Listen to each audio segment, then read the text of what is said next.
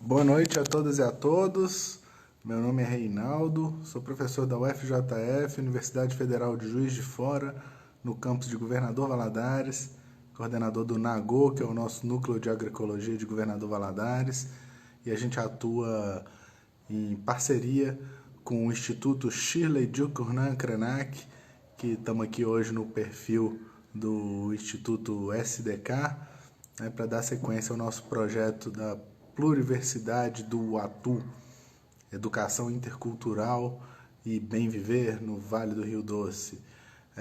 O nosso projeto é realizado em parceria aí, nessa parceria entre o Instituto Shirley Jukurnan Krenak e o NAGO, Núcleo de Agroecologia da UFJF aqui em Valadares, e também o Centro de Referência em Direitos Humanos da UFJF. No nosso projeto, a ideia é criar espaços de formação intercultural em saberes tradicionais, história e cultura dos povos indígenas e afro-brasileiros.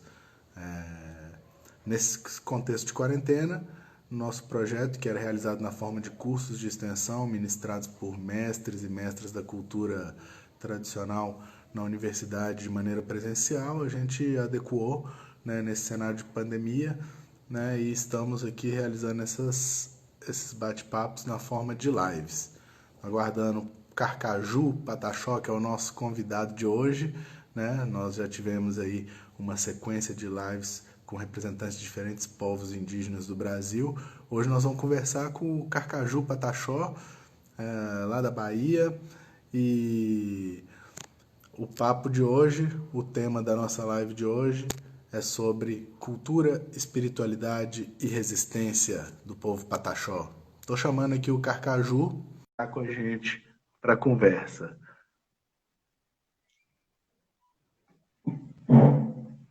Chamando aqui o Carcaju. Boa noite, Carcaju. Olá, boa noite, tudo bom? Ereré, você tá bom? Irmão, como é que você tá? Bom demais. Prazer te conhecer aí, né? Pena que é dessa maneira aqui à distância. Espero que em breve aí a gente possa se encontrar pessoalmente, né? Para dar continuidade à prosa que vai começar hoje, né? Eu nem me arrisquei te apresentar aqui inicialmente, Carcaju, porque, né, você atua em diversas frentes, né? Mostrando o que é a transdisciplinaridade e a pluriatividade, de fato. É, então, desde cientista social, educador, liderança, atleta, gestor e consultor de projetos. Então, eu prefiro deixar para você mesmo se apresentar e começar a contar um pouco da sua trajetória, né? E mais uma vez, gratidão, muito obrigado por estar aqui com a gente, topar participar do nosso projeto aqui em parceria com o Instituto Shirley Jukurnan Krenak. A ideia é fortalecer mesmo e dar voz aos povos indígenas. Então, gratidão. Bom, agradeço a oportunidade, a Shirley, a parceiraça, eu já conheço ela já há um bom tempo. Conheci a Shirley em 99, a gente estava engatinhando, né? Então, assim, foi quando eu a conheci, desde então a gente teve a oportunidade de participar de vários eventos e conviver harmoniosamente essa questão espiritual também, né? Então, assim, a Shirley, para mim, assim, é uma referência, tanto ela quanto a família dela. E aí você falou de apresentar, né? O pessoal normalmente fala isso, essa questão de apresentar. Às vezes essa questão de colocar muitas funções é pelo fato de ter uma trajetória já como liderança também desde 99, né? Então, assim, acaba meio que a gente faz um pouco de tudo no intuito de trazer benefícios em prol da comunidade, né? E dar visibilidade ao povo pataxó e no tocante também às outras etnias, né? Mas em especial, no meu caso como pataxó, voltada à questão do povo pataxó. E acaba que a gente fica envolvido em várias frentes, né? Então, tive a oportunidade, assim, uma trajetória muito interessante nesse sentido, né? Tanto dentro da comunidade quanto dentro do poder público, né? Onde eu pude exercer algumas funções que foram conquistas, né? Do movimento indígena Pataxó. Então, assim, gratificante isso. E por formação, né? Sou graduado em Ciências Sociais e Humanidades, também por um curso de formação de educadores indígenas da UFMG. Tive a oportunidade de fazer a graduação e estamos na luta, né? A luta não para, né? Acho que a trajetória e o caminho ele é constante, né? O aprendizado ele é no dia a dia. E a gente tem que honrar aqueles que fizeram o nosso caminho, que deixaram uma trilha muito boa aí pra gente. Com certeza. E interessante, sim, falando do povo Pataxó um pouco, né? É um dos maiores povos indígenas que nós temos no país, né? Tá relativamente perto aqui da nossa região, né? Nós estamos aqui em Minas, Uhum. em Governador Valadares, muita gente que vai ao extremo sul da Bahia, né? Acaba conhecendo os Pataxó às vezes em viagens de turismo, né? Então, para quem às vezes não conhece ou só conhece às vezes de viagens e tal, como que você descreveria o povo Pataxó, né, a região que ocupa, a Uhum. população, algumas características gerais, às vezes, para quem não conhece. Sim, na verdade, assim, o povo Pataxó hoje, a gente tem aldeias aqui na região da Bahia, né, no estado da Bahia, Minas Gerais, e agora mais recente no Rio de Janeiro, né? Fora os Pataxó que residem em outros estados, mas aí como aldeia mesmo é Minas Gerais, Bahia e Rio de Janeiro, né, onde a gente tem confirmadas como aldeamento mesmo, né? É um povo bastante grande.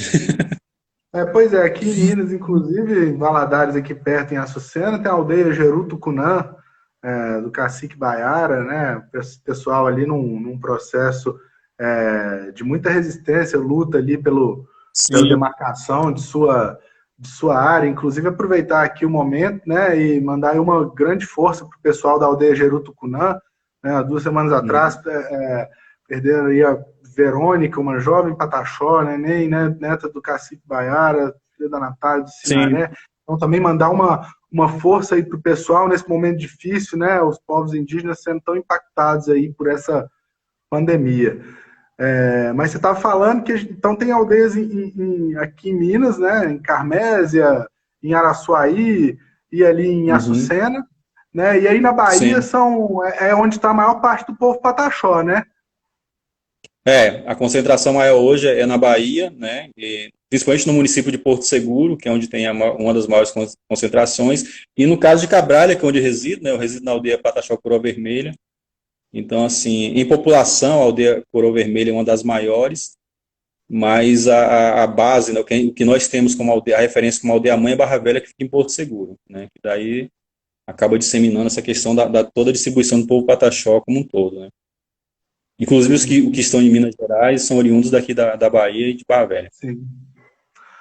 Uhum. Até eu acho que sobre isso também tem um evento histórico muito triste, mas que marca um pouco esse processo de diáspora pataxó, né? Porque o território originário de vocês é mesmo aí o extremo sul da Bahia, pegando Porto Seguro, Prado, Itamaraju também tem pataxó pra Sim. caramba, né?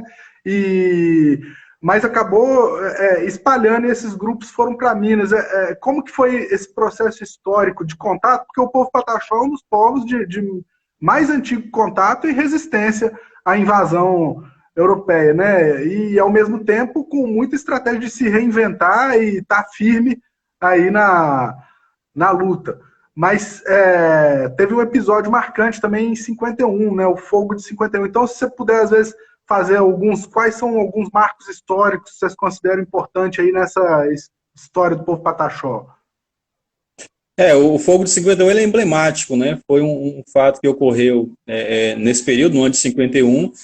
A gente, a partir disso, teve, não só por isso, mas houve, nesse momento, uma grande dispersão do povo Pataxó, inclusive uma dificuldade de quem sofreu o atentado na época de retornar para o território, né? Então, assim, houve esse espalhamento. Mas também o povo Pataxó, já por ser um povo nômade, né, e viver nesse território, já tinha e sempre teve índios espalhados por todo esse espaço, né? Mas aí por uma questão dos aldeamentos que foram feitos pelo governo, acabou que Barra Velha acabou sendo um dos aldeamentos também que foram realizados, e com isso a concentração, não só de Pataxó, né, mas o povo que mais sobressaiu foi o povo Pataxó. Mas aí, assim, conforme foram tendo vários fatos, né, oriundos também do Fogo de 51, que também foram dispersando e causando o isolamento também da comunidade, né? E aí, a estratégia de sobrevivência.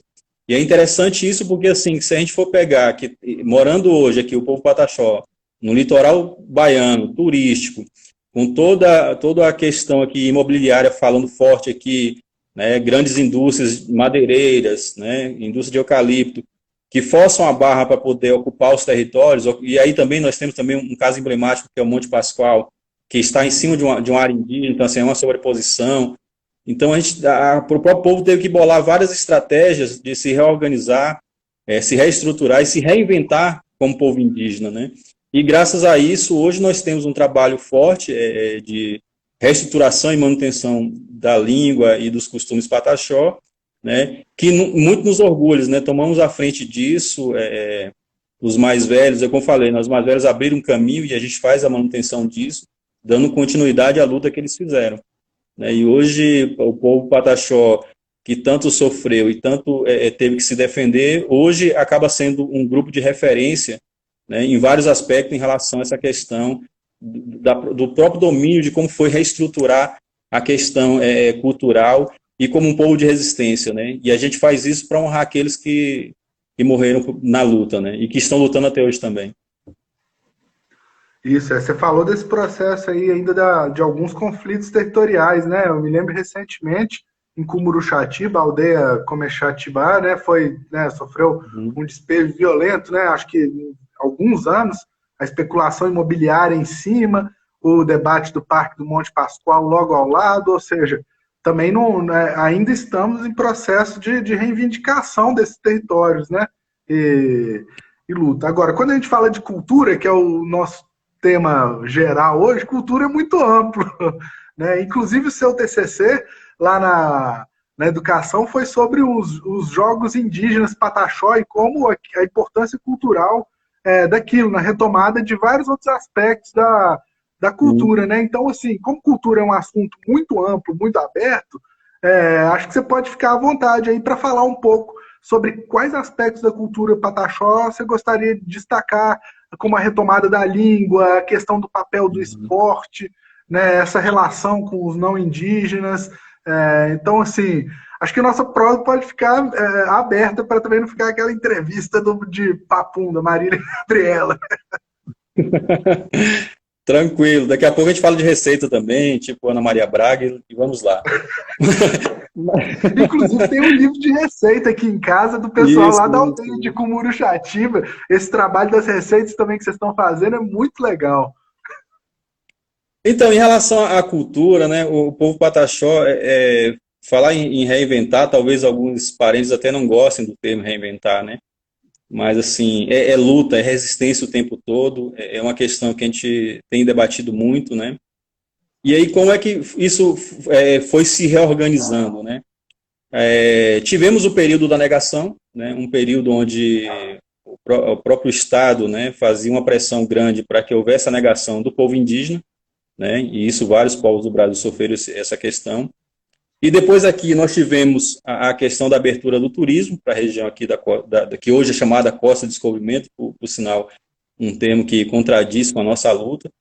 Mas aí, assim, a partir daí a gente também teve que se organizar. Né? De que forma? Primeiro, pelo próprio trabalho que os mais velhos já faziam de luta, não só pelo território, porque a luta do território, ela não está no tocante só a questão do território, mas ela é muito mais abrangente. Né? E aí a cultura foi o que reforçou, foi o que fundamentou essa questão da luta. Né?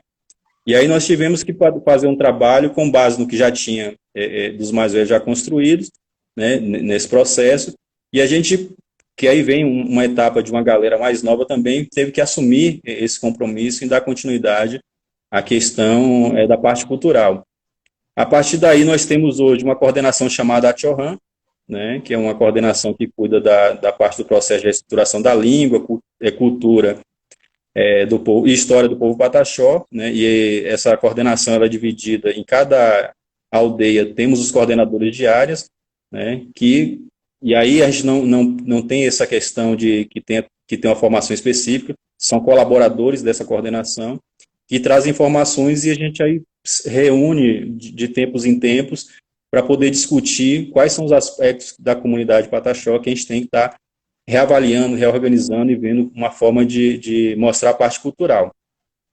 Foi uma coisa que fortaleceu o povo, né? E quando também começamos a fazer um trabalho de revitalização da língua, isso reforçou muito a questão até da autoestima do povo pataxó, né? Então, assim, imagine um povo aí que tinha e tem muitas vezes alguns linguistas, alguns estudiosos falam que o povo pataxó não é mais indígena porque não fala a língua ou coisa assim, mas a gente assumiu o compromisso de fazer essa reestruturação linguística, né? E hoje serve como base para a autoestima do povo. E graças a isso, hoje nós temos em todas as escolas professores que ministram aulas de Pachorrã, né? E os próprios colaboradores, né, que são os anciãos, são as pessoas da comunidade que de alguma forma colaboram nesse processo de pesquisa. Eu sempre falo assim, eu fiz um trabalho do meu TCC em relação aos jogos indígenas, e aí queria muito agradecer, aproveitar o momento, porque vocês me fugiram um pouco da questão dos jogos indígenas, eu achei até interessante, que eu falei, caramba, eu falo tanto de jogos indígenas, que aí a galera fica me cobrando, né, eu meio que cara dos jogos indígenas, mas aí os jogos, ele é um pedacinho do processo de construção cultural do povo pataxó, né? Ele entra para somar com o que a gente tem feito. Então, a gente tem feito dessa forma. E aí começou também uma questão de buscar, né, quais são os elementos fortes da cultura pataxó, né, que possa representar. E aí a gente tem uma dinâmica muito interessante, que é a autocriatividade do povo pataxó. Então, se a gente pegar fotos mais antigas, dos modelos dos cocares, e a gente for fazer um comparativo com o que a gente tem hoje, o quanto a gente conseguiu dar uma mudada na estética, mas sem perder a simbologia dos nossos adornos, né? Houve uma aprimoração com base, né, com o nosso tronco, mas a gente manteve e aprimorou. Isso a gente também conseguiu fazer dentro das pinturas, então hoje é muito bacana o processo, como a gente se mostra para fora, que é como a maioria, inclusive dos jovens, tem se mostrado muito bem dessa forma, né, com as pinturas e adornos muito bem elaborados. E isso é bacana porque, assim, até o momento que a gente via uma dificuldade de se mostrar índio, e hoje não, hoje você vê um orgulho muito maior, porque há um processo de resistência, há um processo de luta, né? E uma afirmação cultural muito marcante, porque hoje a gente não faz isso para fora da aldeia, isso a gente faz dentro da aldeia.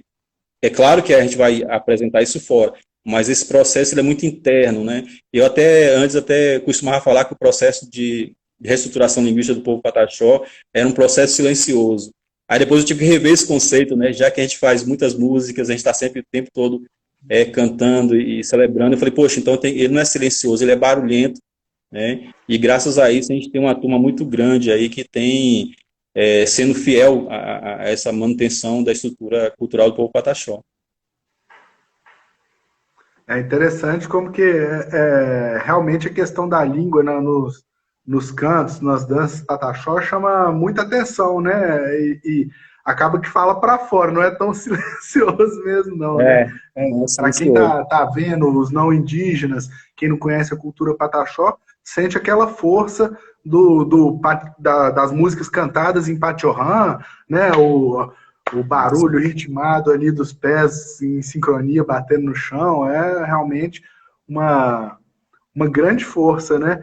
E como que foi esse processo de retomada da língua Pachorrã? Porque, como você falou, hoje é uma estratégia de resistência mostrar, exaltar essa identidade pataxó em todos os seus aspectos, né? Mas, algum tempo atrás, a estratégia de resistência era, sim, ficar calado, né? Às vezes não assumir a identidade indígena como forma de se manter, né? De resistir, às vezes no território, nos contextos, né? Mas hoje o processo é diferente. Como que foi essa transição, né, do resgate não, né, da retomada da língua? Bom, não falar a língua foi estratégia de sobrevivência, né? Foi uma atitude muito inteligente dos mais velhos em recolher um pouco a língua e se preservar para que pudesse ser mantida outras questões do povo pataxó. Então, assim, os mais velhos, por exemplo, pode citar uma situação que é do Alfredo Braz, Tururim, né, e tantos outros, seu Honório, todos eles sempre falavam, né, em reuniões, se a gente pega em relatos, eu não tive a oportunidade de conhecer todos, mas como sempre estou estudando e conversando em rodas de conversa com outras lideranças, e pelo fato também de participar de várias reuniões do Conselho de Cacique, havia uma estratégia que era que cada liderança levasse um filho para poder aprender o caminho da luta, né, e aí, nesse processo também, houve as pessoas que ficaram como, vamos dizer assim, como guardião dessa questão da temática da língua. e inclusive eles eram chamados de olíngua, né? Que era o pessoal que dominava, e é um termo que a gente até usa hoje, que é o cortar na língua. Então essas pessoas ficaram responsáveis pela essa manutenção. E a partir daí, a gente foi pegando, fazendo um processo de pesquisa, né? O grupo Atiohan partiu para campo para poder fazer esse processo de coleta de palavras. Eu costumo dizer que um exemplo bacana para quem está assistindo agora entender o que é esse processo é você pegar um pote que foi quebrado e que você perdeu cerca de 80% dos cacos, né? E a gente refez o pote. Claro, o pote não vai ficar igual, né? Mas ele é um pote, né? Então, assim, eu acho que isso dá para poder entender muito bem o que é esse processo. E graças a isso, né, e aí a gente tem pessoas, inclusive, nós inovamos agora, a coordenação Atiohan criou um grupo, um curso online, né, que a gente queria discutir essa questão do ensino da língua pataxó, do Patiohan, e ontem nós tivemos um depoimento muito bacana, inclusive com pesquisadores, né, lideranças que fizeram parte desse processo, que foi no caso de Canátio, que fez uma palestra brilhante para a gente, que inclusive mora em Minas Gerais. O Arauê, que é de Barra Velha, também trouxe um relato muito marcante da importância de como ele assumiu o compromisso de ser o representante cultural da aldeia, né? Inclusive ele baliza muito essa questão de como a gente tem que trabalhar, né? De como é que tem que ser feito o processo, e ele fala que a gente, até usei o termo aqui, celebrar, ele sempre fala, nós não celebramos, nós estamos o tempo todo em luta, né? Então, até para a gente pensar em mudar essa questão de como usar essa palavra celebrar e trocar por uma questão de resistência, né? Porque não foi fácil, não tem sido fácil, e a partir daí, com esse processo de campo, com a questão da pesquisa, a gente foi reorganizando. Aí, atrelada a isso, entrou uma galera nova que já tinha um acesso e domínio de algumas tecnologias, né, que aí facilitou a questão de gravações, depois compilar toda a gravação e transcrever, né, e aí dá para, se eu for citar nome aqui, eu fiquei até com medo, depois o pessoal fala assim, pô, você não falou meu nome. Mas eu vou falar coordenação Atiohan, porque eu sei que todos nós aqui, quando a gente fala que é a coordenação Atiohan, a gente sabe que está envolvendo todo mundo, todos os envolvidos acabam sendo contemplados de uma certa forma, porque fazem parte desse processo, né? E aí a gente tem avançado nisso, né? Tem, não só colocado dentro de sala de aula a questão do ensino da língua, mas também discutido em vários ambientes como essa questão do processo linguístico. E aí nós estamos já na segunda aula, né? A cada sexta-feira agora nós temos tendo esse curso, e essas duas primeiras aulas foi muito direcionada à questão do ensino, do histórico, de como foi esse processo todo de reestruturação da língua, de como foram as pesquisas, e as pessoas, né, que se envolveram nessa questão da pesquisa. E na próxima semana a gente vai ter já a próxima aula já ensinando como é que é a parte da gramática, fonética e a estruturação da língua pataxó. Né? Eu estou aqui falando contigo e ansioso, porque vejo vários amigos entrando aí na live e O Douglas cumprimentando. Konak já entrou aí, mandando um forte eré para a Cara, galera. O Henrique Queiroz, pois companheiro nosso é, aí lá da universidade. Tem uma galera boa aí acompanhando. E também é bom lembrar que o vídeo, para quem não pode acompanhar ao vivo, fica disponível lá no canal do Nagô no YouTube. Então, muita gente também acaba acompanhando esses espaços depois, né? E é isso. Pô, cara, esse tema aí, esse processo de retomada da língua aí de vocês é uma experiência fantástica, né? Na verdade, toda essa experiência de não apenas resiliência, o Douglas destacou aqui até num comentário, mas a resiliência, né? A capacidade de superar as adversidades, né? E seguir adiante nesse processo de luta pela autoafirmação da identidade pataxó e principalmente sobre os direitos, né?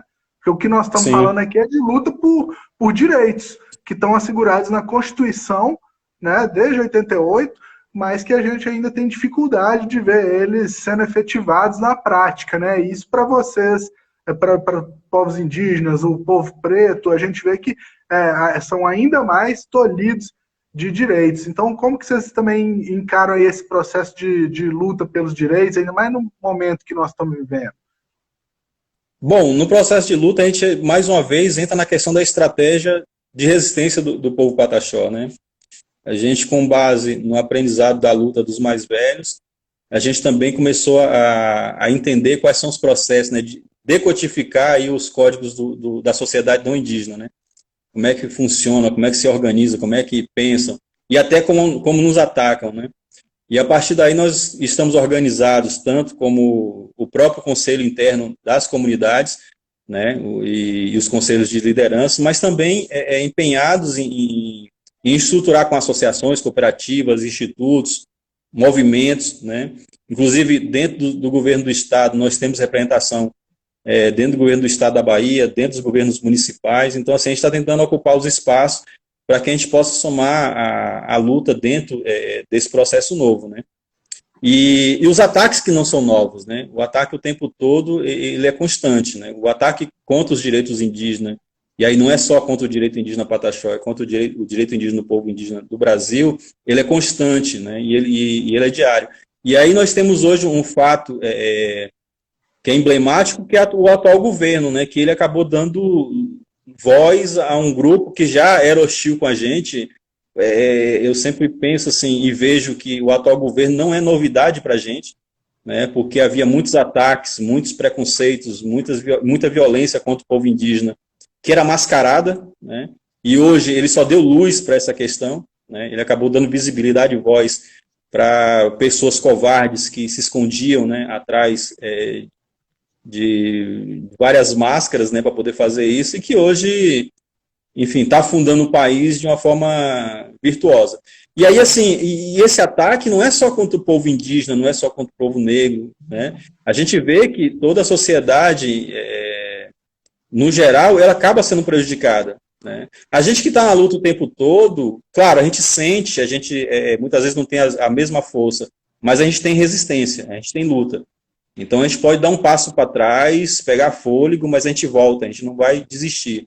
Né? E aí eu pego uma fala do começo desse ano, eu tive com o cacique Raoni, e aí numa entrevista em Salvador, eu estava lá acompanhando ele, e aí perguntaram para ele, né, o que ele achava, ele falou assim, ó, esse presidente só fica 4 anos. Né? Então a ideia é essa, a gente vai lutar para que ele só fique de fato só esses 4 anos e que a gente possa vir com força aí. E também é importante que com todo esse processo a gente possa fazer uma reflexão, né? E até um apelo para a sociedade para poder entender que o povo indígena ele não está aqui para ser um atraso para o Brasil, ele não é um entrave, né? Pelo contrário, nós estamos aqui defendendo bandeiras que são nossas há várias gerações, mas a gente também quer somar, a gente quer fazer parte, a gente quer poder ser visto também, tanto como cidadão e tanto com uma parte de direito que cada cidadão tem, né? Então, assim, esse embate, essa luta, ela vai ser constante, né? Mas a gente não vai desistir, né? Enquanto tiver ainda um índio respirando, a gente vai estar na luta. Rapaz, são mais de 500 anos de luta, né? Não é agora que nós vamos entregar os pontos. E assim, eu até me solidarizo com a luta, porque na condição de homem branco, ou seja, que representando o lado, né, que, pelo histórico, ancestralidade do colonizador, nós, não indígenas, nessa condição de privilégio, nós também temos que, ao tomar consciência dessa situação, nos colocar ao lado dessa luta, né, da forma que a gente puder. Então também conte com a gente aí nessa luta. Acho que esses nossos projetos do Nagô, em parceria com o Instituto Shirley Jucunã, são nesse caminho, né, de fortalecer a luta dos povos indígenas e povos e comunidades tradicionais aqui da nossa região, e tendo a oportunidade de conversar aí com várias histórias de várias regiões do país, diferentes povos. É muito importante isso, né? Esse processo também de ocupar as redes sociais, como o movimento indígena tem feito muito bem, né, nesse período, né? Tanto no debate da política, né, com nomes indígenas entrando, encabeçando, liderando o processo, né, e também ocupando as redes sociais, né? E aí é importante esse processo. Ainda há pouco eu estava acompanhando uma live aí do Tucumã e da Alice, que lá eu chamei ela de Aline, ela até me chamou a atenção, que é a Alice.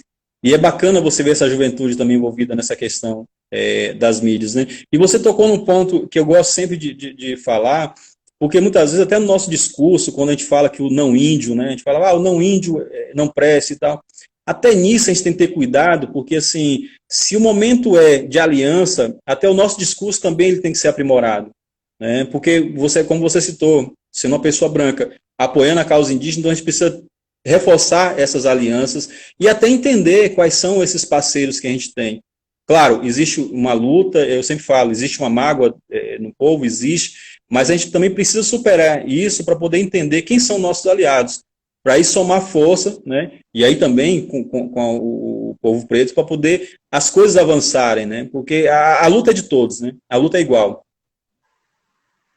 Pois é, e assim, eu também penso que o papel da universidade pública nesse contexto é fundamental, né? Você que passou aí pelo UFMG e nós temos visto aí também como que houve um processo de inclusão de indígenas na Universidade Federal, ainda insuficiente, perto de tanta desigualdade histórica, né? Mas houve um acesso na última década passada, principalmente, e um processo que a gente também tem que lutar, né? Como que vocês veem também o papel da universidade e dessa inclusão dos indígenas no mundo acadêmico? Então, na questão da universidade, eu penso que a importância, primeiro, é o indígena entender qual o papel dele dentro da universidade, né? Que não é só estar na universidade ou que a universidade abra as portas. É interessante que o indígena entenda qual o papel dele dentro da universidade, né? E não só dentro da universidade, em qualquer setor ele tem que entender que ele, como indígena, ele defende uma causa, um grupo, e ele vai ter que ser fiel a isso, né? Então, assim, esse processo, eu não sei se talvez uns 8 anos atrás, eu tive a oportunidade de conversar com o Moura Tucano, né, e ele falava dessa trajetória da luta deles, né, em relação a essa questão de conquista de espaço para o movimento indígena. E aí depois, somado ao que Marcos Terena, cara, Marcos Terena me falou isso em 99, né, a importância da gente ocupar os espaços dentro das universidades, a gente ocupar também os espaços políticos, né. Então, assim, são coisas que o movimento indígena já havia falado isso, né, já havia sonhado com esse momento. Por isso que é importante que cada jovem, cada pessoa, cada indígena dentro da universidade, ele entenda qual é o papel dele dentro da universidade, né, porque senão ele é engolido. Né? Eu mesmo, assim, embora eu fiz um curso de formação só com indígenas, né, mas percebia também que, embora um grupo grande de professores aliado à causa indígena, mas você não pode deixar que isso também seja folclorizado, você tem que ter atitude de liderança dentro da universidade. E muitas vezes, por ser liderança, por ser luta indígena, você tem que ir contra a universidade em alguns aspectos. Né? Não é só ficar cedendo o tempo todo, você tem que luta para poder efetivar essa garantia de direito, porque a gente na universidade não foi um brinde da universidade, ela é uma conquista do movimento indígena, e foi uma conquista com luta, não foi uma coisa que chegaram assim, poxa, que legal, vocês são bonitinhos, tá aqui uma vaga na universidade, não, houve luta, né? E a gente tem que estar lá dentro e entender qual é esse processo, né? E fazer por merecer, né? E aí, sendo graduado, sendo um mestre, um doutor, poder entender que representa a comunidade e fazer isso bem feito, né? Por sorte, temos hoje várias referências também que a gente pode citar que saíram da universidade, né? E aliado ao conhecimento tradicional e o conhecimento científico, estão aí apoiando o movimento indígena e brilhantemente representando o povo de um modo geral, né? Sem pensar na própria etnia, mas pensando como coletivo, como manda a nossa cultura, né? Nossos ensinamentos. Pois é, temos vários exemplos aí, né? E, pô, semana passada a gente conversou com a Cicinã Chavante, você até deu uma Sim, passadinha lá na live. Ela até acompanhei, mencionou um cara. pouco desse debate, né? Das dificuldades, algumas dificuldades dentro da universidade, mas da importância estratégica desses espaços e depois de retornar para contribuir com o Sim. movimento, ou seja, ter na cabeça mesmo, sabendo que o que está fazendo ali, como você mesmo colocou. Mas, claro, falando enquanto universidade aqui, eu defendo que a gente precisa ampliar cada vez mais essas políticas de inclusão, inclusive na condição de professores e professoras, né? Indígenas, quilombolas, né? Os que a gente chamaria de mestres da cultura popular, né? Você vê a UFMG mesmo, o programa de saberes tradicionais lá que eles construíram, né? Tá formalizando aí o notório saber Sim. para todos os mestres que participaram, garantindo eles ali como parte do quadro, né, de mestres daquela instituição. Então, ou seja, tem muito espaço para a gente lutar e conquistar ainda dentro da universidade. Se eles não acabarem com a universidade pública nos próximos É, anos do jeito que anda, né? e sem perder o elo com a nossa universidade interna, né? Nós temos vários mestres aqui, vários anciãos que são livros, né? Tem um arcabouço de conhecimento gigantesco. Então, assim, acessar a universidade, a gente não pode negar a nossa ancestralidade, nossa tradição. Porque senão o indivíduo entra, aí já começa a chegar na aldeia com linguajar acadêmico, né, todo distorcido da realidade local, e esquece que nossos mestres, nossos doutores, são aqueles que lutaram, né, estão lá na base com a gente. Isso a gente não pode perder nunca, esse entendimento. E tem que buscar esse reconhecimento também desses mestres enquanto mestres, né? Mestres e mestras, né? Que isso é uma dificuldade da academia, né? A própria Cicinã citou isso, né? A banca dela não reconhecia como referências, né? Grandes mestres e indígenas. Como assim não são referências, né, companheiro? Então, fica para a gente refletir, para o pessoal da universidade que está assistindo aí, são reflexões para a gente, né? Agora, você tocou muito também nessa questão da importância, o papel dos anciões, né? Nesse processo, tanto de resistência, de passar a cultura, de seguir orientando as novas gerações, né? E para tanta luta, tanta história de resistência e resiliência, né, tem que ter uma espiritualidade muito forte, né, Carcaju?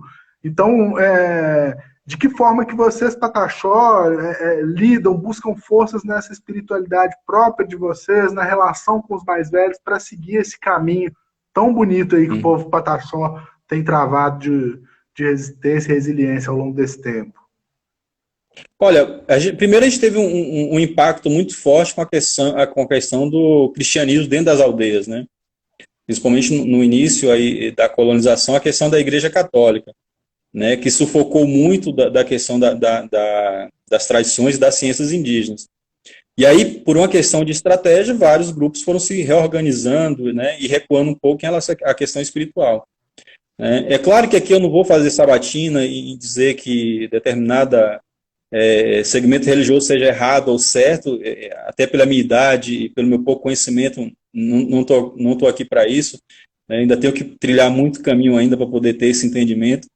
Mas perceba o seguinte, né, por uma estratégia e até de adaptação, né, hoje a gente tem várias questões religiosas Pataxó que são ligadas muito à questão da religião católica, né, principalmente as festas de Santo Rei, São Brás, São Sebastião, né, e tantas outras, né, que acabaram atrelando, né, uma coisa com a outra. Né, e também com isso a gente foi também incorporando elementos de outras religiões dentro da tradição Pataxó. Com o passar do tempo, e aí tem uma coisa que eu gosto de falar, que é o seguinte, independente de que segmento religioso a pessoa tem, é muito importante perceber o dom espiritual que a pessoa exerce, né, o que traz com ela. Né, e aí, poxa, ela pode ser de qualquer segmento religioso, ela vai estar com essa ancestralidade mantida, e muitas vezes até conflituosa, porque se a pessoa não tiver um olhar para dentro, ela não vai perceber o quanto deve dar importância a essa questão da manifestação espiritual, principalmente de um povo indígena, porque se a gente pegar, olhando um pouco mais friamente, e aí separando um pouco dessa influência externa do cristianismo e de tantas outras religiões, é entender que a ancestralidade, ela traz o processo espiritual de um alinhamento muito mais conectado com a relação com Deus, né? E até porque dentro da tradição indígena, e aí não desmerecendo nenhuma outra religião, mas aonde eu tive a oportunidade de conversar com vários sábios com esse tema, é que a aproximação com a questão religiosa, ela nos dá uma certa afinidade. Primeiro que a gente não vê um Deus como aquele Deus que castiga, um Deus que vem punir o tempo todo. Né? Então isso aí já dá um destaque, uma diferença muito grande, porque aí você tem um diálogo muito mais próximo, né? Muito mais estreito com esse ser maior, que a gente pode chamar de Deus, de universo e tantos outros nomes.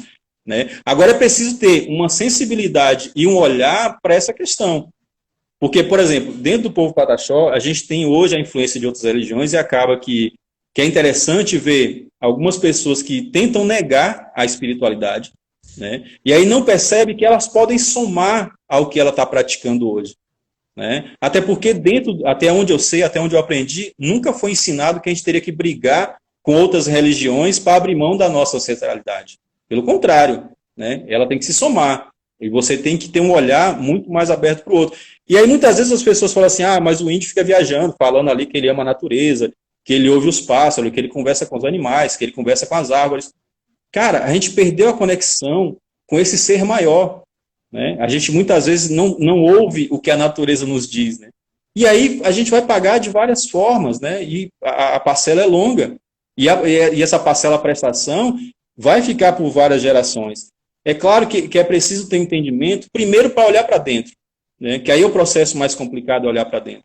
E entender que as várias formas, né, que se tem, os vários caminhos, possa ser que chegue a um só, né? A um ser maior, a uma criação maior. Então, assim, tenho conversado, a gente tem dentro do povo Pataxó aquelas pessoas que detêm esse conhecimento, né? E aí tem um termo também que eu sempre fico prestando atenção, né? Depois que denominaram a palavra pajé, ela meio que sufocou alguns outros elementos da cultura indígena. Por exemplo, você tem um raizeiro, você tem um rezador, a parteira, né? Você tem várias pessoas que mexem com a medicina e com a ancestralidade, que aí acabam falando assim, o pajé é aquele ali, se vire. Não é assim, o pajé é aquele ali, se vire. Claro, dependendo da estrutura de um povo indígena, vai ter a figura de um pajé, né? Mas aqui, observando o território Pataxó, e aí eu tive a oportunidade de conhecer várias aldeias, a gente percebe que esse conhecimento, ele está não só na figura do pajé, mas ele está distribuído em várias pessoas da comunidade que têm isso. Uns manifestam mais fortemente, outros acabam negando, e outros nem percebem que tem, né? Ou se manifestam dentro de outro segmento religioso. Né? Mas a ancestralidade, a espiritualidade, ela está o tempo todo ali manifestada, dizendo, estou aqui. Se vocês procurarem, eu estou aqui. Se não procurarem, aí vocês vão ver lá na frente que vai dar, mas estamos aqui. Né? Mas a gente tem discutido, inclusive, a possibilidade de reunir um grupo de pessoas que possam estar fazendo esse trabalho de uma grande fogueira, né? Que a gente sempre fala isso. Né? Esse ano acabou frustrando muito do que a gente vinha construindo, que era esse encontro com esses novos líderes espirituais. Tem uma juventude muito focada nisso. E a gente pensou em fazer uma celebração, um encontro, né, onde a gente pudesse estar revendo e conversando sobre essas coisas, trazendo os mais velhos, mas também dando um olhar para os jovens que têm essa ancestralidade. Né? Porque às vezes a gente vê um jovem e sente que o cara é novo, não tem tanta bagagem, mas aí quando você senta com ele, quando ele fala com a espiritualidade, você vê que ele tem muito mais bagagem do que ele aparenta ter. Né? Então a gente tem que estar atento também a esses detalhes. Interessante, né? Esse debate, porque a força espiritual, eu acho que é o que dá um sustento para essa luta indígena, né? E muito interessante também ver essa estruturação de vocês, como que o conhecimento se espalha em figuras-chave aí na comunidade. E os mais jovens estão vindo, né? Tem que dar espaço mesmo. Acho que isso aí que você coloca Sim. é fundamental. Agora, em relação à cultura, à espiritualidade, teria alguma história, algum conto, algum mito que você considere importante, que traga alguma mensagem do povo Pataxó, que vocês utilizam na tradição, que poderia ser compartilhado com a gente? Então, nesse processo de escuta, né, a gente tem tido a possibilidade de conversar com algumas pessoas, inclusive até revendo muito do que a gente tem feito. O que a gente tem levantado, né? A gente tem criado assim, por exemplo, os jogos indígenas hoje ele manifesta muito nessa parte, não só cultural, mas também da parte espiritual. Eu costumo falar que o que me envolve dentro dos jogos indígenas não é a parte esportiva. Pelo contrário, o que me motiva a estar nos jogos indígenas é porque existe uma magia por trás dos jogos. Eu consigo perceber encontros, relatos, vivência dentro dos jogos. Muitas vezes quem está de fora vai querer ver só arco e flecha, a corrida com tora, a natação, e não percebe que a gente está promovendo algo muito maior, né? Que é esse encontro, né? Essa junção dessas energias que estão aí dentro do povo Pataxó. Graças a isso, a gente foi vendo quais são as manifestações que podem ser feitas para poder trazer essa questão da espiritualidade. Por exemplo, Minas Gerais, os Pataxó de Minas fazem o Encontro das Águas, né? A Festa das Águas, que aí é onde se celebra a questão da abundância. Né? Quando a gente começou a discutir essa questão aqui na região, Barra Velha faz os rituais de fogueira na lua cheia. Então, assim, se a gente pegar boa parte ali do território do entorno ali de Barra Velha, acabam praticando isso. E mais para cá, para Coroa Vermelha, a gente começou também a resgatar, né, revitalizar essas questões, essas vivências.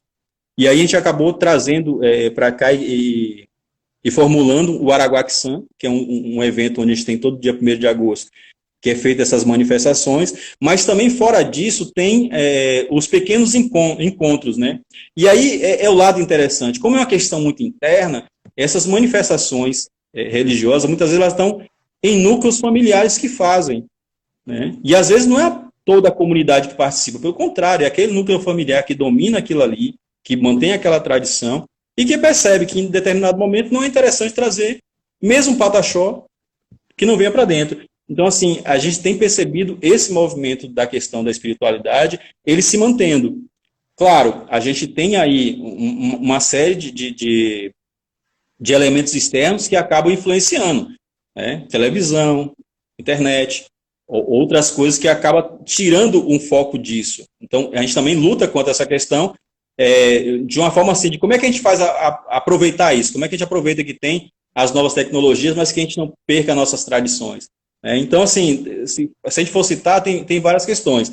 Claro que também houve alguns rituais, algumas manifestações que elas foram meio que esquecidas, né? E aí o que a gente está tentando fazer? Vendo uma forma de trazer esse acendimento espiritual, né? Mas que seja uma coisa interna, que a gente também tem discutido muito isso, né? A gente não pode fazer uma provocação que seja para quem é de fora, né? Mas para poder a gente entender como é que a gente pode lidar com essas questões espirituais que são do povo indígena Pataxó, né? Então, é conflitante. Hoje mesmo, na minha rede de contatos aqui, até dentro do povo Pataxó, eu percebo que tem Pataxó que são de religiões que não aceitam, que veem diferente.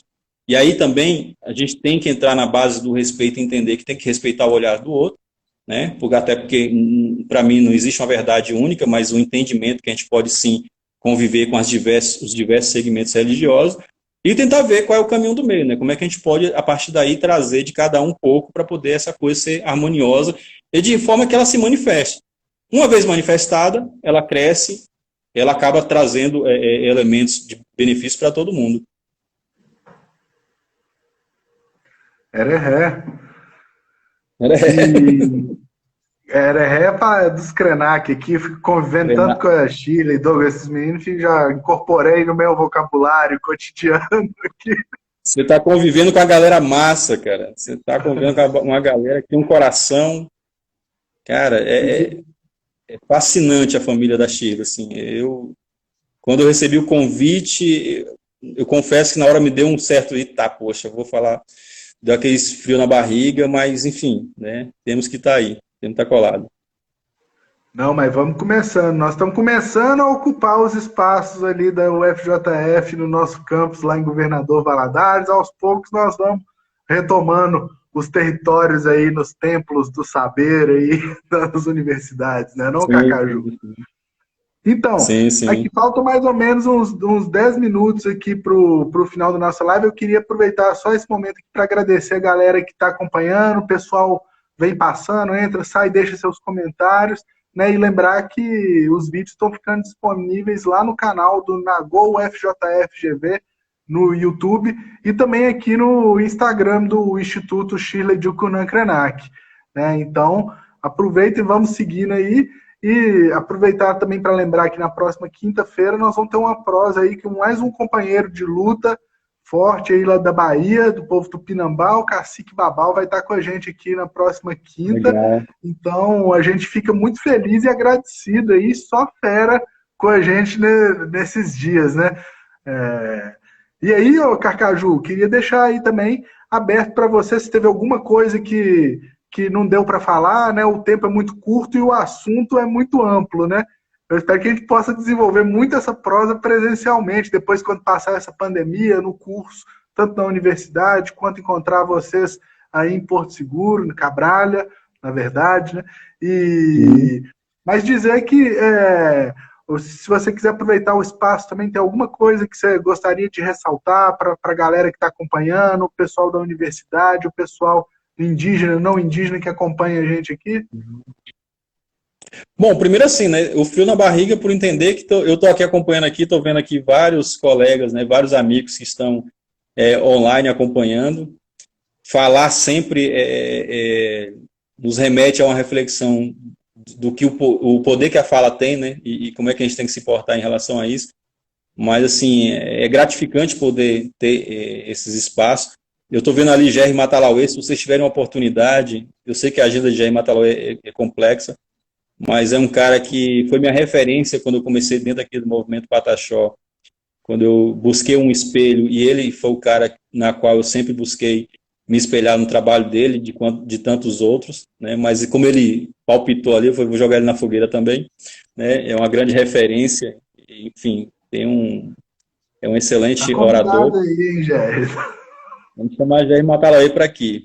E assim, eu acho assim, primeiro, agradecendo de fato mesmo a oportunidade e pensar assim, quanto movimento indígena, quanto povo indígena, a gente tem tido um cuidado de manter a tradição, né? E aí, assim, muitas vezes entendida de forma equivocada por quem está de fora e vê que, de repente, é uma coisa sem contexto, mas, pelo contrário, a gente tem aí nos organizado de forma interna para que a gente possa trazer para fora essa luta, né? E assim, esse caminho que foi trilhado pelos mais velhos e que a gente está aí dando continuidade, ele de fato é um caminho de luta, a gente não vai abrir mão disso, né? Porque a conquista ela é diária, a luta ela é diária, então a gente tem que sempre estar nessa empreitada de ver como é que é a melhor forma de dar visibilidade para a luta Pataxó e não deixar de lutar por a questão dos direitos indígenas, né? Porque se a gente for abrir mão por conta de um governo que vem tentando atropelar isso, achando que vai sufocar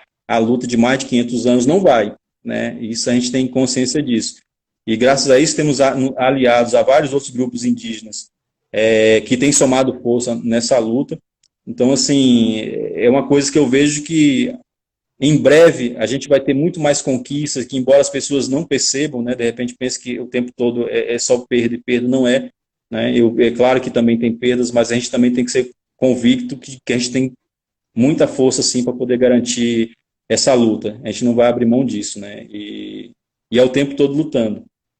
E também agradecer a galerona que está aí, cara. Eu tô vendo aqui vários nomes aqui. Eu fico com medo de citar um nome, depois a galera, pô, você viu meu nome e não falei, tá? Ó, como é que vai ficar isso aí? Não vai ter café, né? Mas assim, e para você ver como a gente tá, aí tocando nesse momento atual, e aí pensando nessa rede de amigos que a gente tem, inclusive de não índios que somaram, né, e falaram, ó, estamos aqui nesse momento de pandemia, a gente conseguiu articular várias manifestações, várias redes de apoio que foram solidárias ao povo Pataxó, né, e que nesse momento que a gente pensou que era só índio ajudando o índio, não, a gente conseguiu ver que tinha outras pessoas não indígenas estendendo a mão para o povo indígena. E também, a gente também fez muita ação como comunidade indígena, estendendo a mão para o povo aqui da nossa região, né? Que até surpreendendo, que às vezes o pessoal achava que a gente só fazia para dentro da aldeia, e a gente não, a gente tomou cuidado e falou, poxa, já que a gente tem facilidade de conseguir algumas coisas, vamos também retribuir aqueles que estão aqui, que são nossos vizinhos, e que eles possam entender por que a gente luta e por que a gente não abandona quem está perto da gente, né? Então, foi importante também isso, ter essa rede de parcerias, né, de vários segmentos, de pessoas de vários lugares que apoiaram a causa indígena como um todo. Né? Já que você tocou nesse assunto, nós temos mais uns minutinhos. Como é que tá o enfrentamento aí no contexto da pandemia, cara?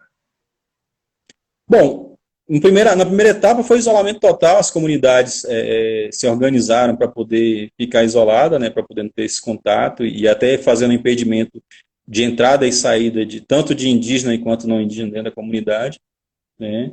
Depois houve uma necessidade aí e até um certo afrouxamento, que aí também que seria natural, porque o pessoal também estava muito sufocado dentro só das comunidades, então acaba circulando.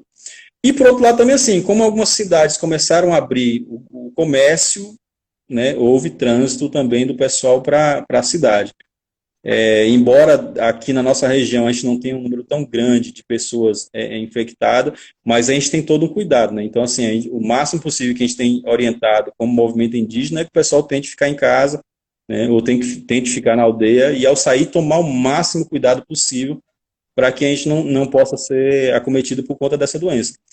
Mas é uma luta constante, né? Porque você não pode facilitar, é o tempo todo a gente monitorando, né? O movimento indígena da Bahia tem se atentado a isso e vendo modos, né, para poder ver um jeito do pessoal também não ficar só sufocado na ideia de ficar isolado, né? Mas que a gente possa também ver uma forma do pessoal se sentir até mais confortável. Então, assim, essas lives, os cursos que a gente está fazendo, a gente acabou vendo novas estratégias de dar mobilidade ao pessoal, de estreitar o diálogo, de o pessoal ouvir e ser ouvido, né? Então, assim, isso foi bacana nesse processo todo.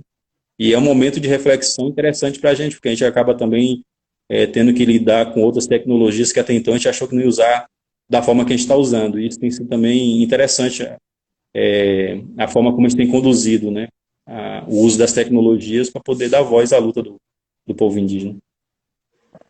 Pois é, as redes sociais, a internet, isso aí foi fundamental aí, você vê, inclusive nas últimas eleições presidenciais, né, espalhando informações, tendo em vista manipular a população de várias formas, então a gente também tem que saber utilizar isso a nosso favor, né, como Sim. estratégia de luta, né? E a PIB tem feito isso muito bem, o movimento indígena de modo geral no Brasil tem feito isso muito bem. Mas então, Carcaju, mais uma vez gostaria de agradecer aí enormemente. Foi um grande prazer te conhecer, poder conversar com você, ainda que virtualmente. E espero que, passado aí esse contexto, a gente possa estar junto, poder tomar um café, né, ou fazer um auê aí na aldeia, em breve. Né? E Sim, com gratidão, se certeza. quiser deixar uma mensagem final aí para a galera. Bom, agradeço, cara, assim, imensamente, né? Eu espero ter aí correspondido ao que foi proposto. E eu peço até desculpa à galera aí, principalmente o pessoal do Pataxó que tem acompanhado, se eu tenha falado alguma coisa aí atropelada, né? Que acaba na correria e na empolgação a gente acaba falando mesmo.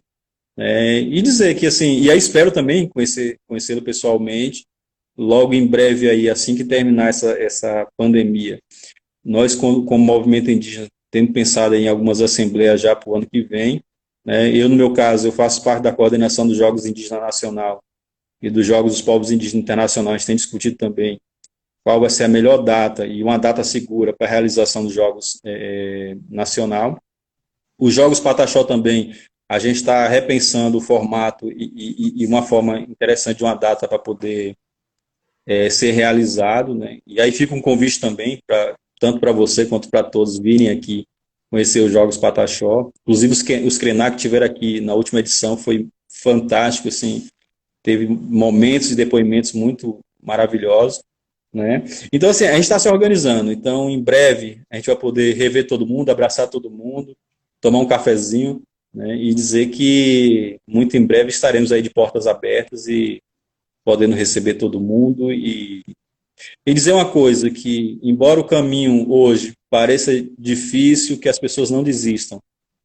Nós somos exemplos de resistência, nós somos exemplos de que várias pandemias passaram pelos povos indígenas, tivemos muitas perdas, mas a gente nunca abaixou a cabeça para deixar de lutar.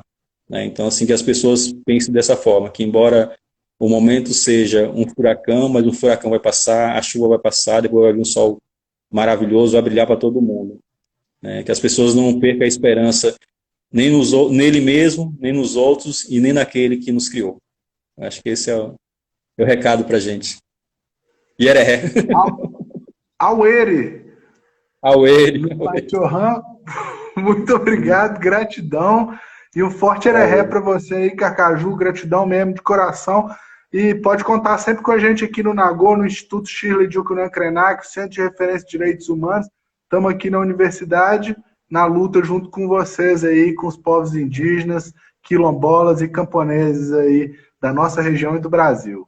Valeu demais, pessoal que acompanhou a gente aí. Uma boa noite, Carcaju. Aquele abraço, companheiro. Um abraço, hein? Um abraço para todos. Valeu. Valeu, galera.